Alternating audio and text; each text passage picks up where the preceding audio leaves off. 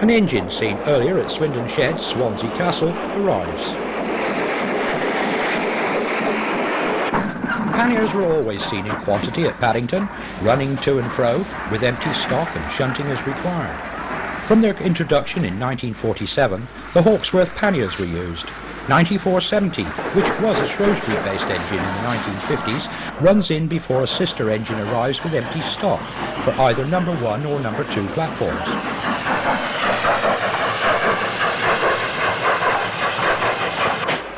Large prairies were another class of engine associated with Paddington from 1931. The 6100 class, with 225 pounds boiler pressure, were designed for the suburban services as far out as Oxford. 6142 served the station for 32 years, being withdrawn from Southall in September 1964. All 11 condensing panniers of the 9700 to 9710 series were allocated to Old Oak Common primarily for working over London Transport's metropolitan lines. Oxford's 4951 Penderford Hall backs into the number 3 platform for a late afternoon train to the University City.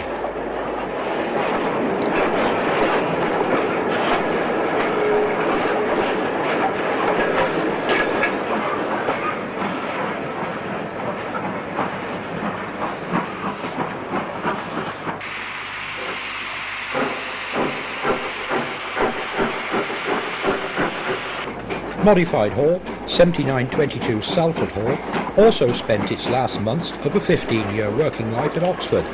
She began this career at Carmarthen. On departure, 7922 passes a blue Pullman set, running in as empty stock. Note the head coat on its electric lights, possibly for the Birmingham and Wolverhampton service, departing at 4:50 p.m.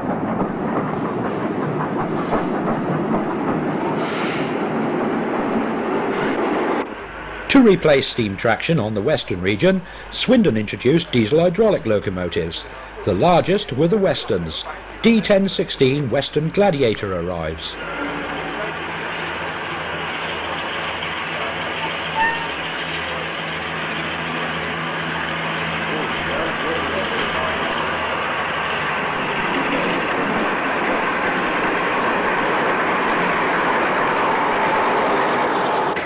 Brush Type 4s soon became evident as well, but also seen was the unique brush diesel D1200 Falcon, which was allocated to Bristol.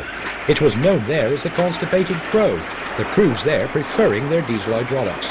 This locomotive was powered by 2 engines. The 47s had 1 of higher output. King stands at Paddington on a Wolverhampton train to begin our journey over the route of the Cambrian Coast Express.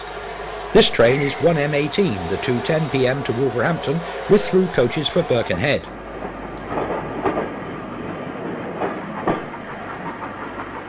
This time we take the so-called New Line, the 1910 main line through Wycombe.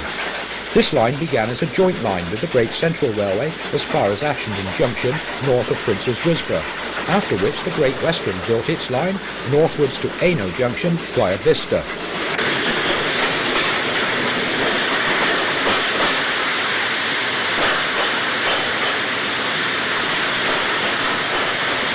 On the 11th of June 1965, the last scheduled steam train from Paddington, the 4:15 p.m. to Banbury, was worked by Clun Castle.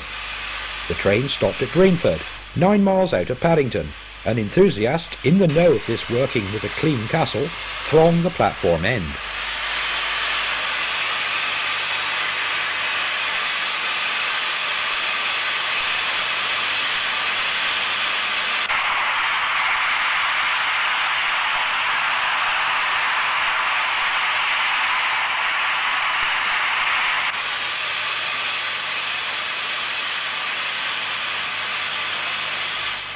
On train, arriving at Bicester North.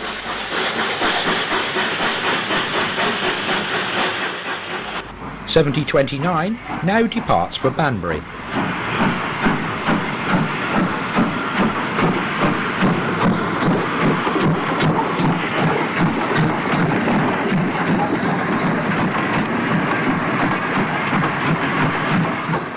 Two years earlier, in 1963, 5041 Tiverton Castle speeds through Bicester on an up express.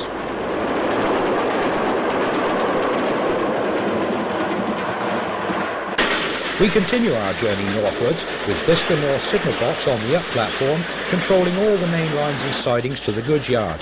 Next station was Ardley, closed in January 1963.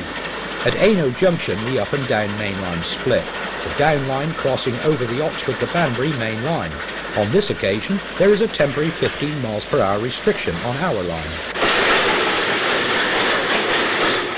Just after the junction was Hainault Watercross, and the line coming in on the left, just before King Sutton, is the line to Kingham via Chipping Norton, still open for goods traffic to Adderbury, then past Banbury Engine Shed for a breather at the station, half a mile from the Cross of nursery rhyme fame. Regular steam working through Banbury to the north came to an end in early 1967. To commemorate through working to Birkenhead, 4079 arrives on the Birkenhead Flyer on the 4th of March 1967.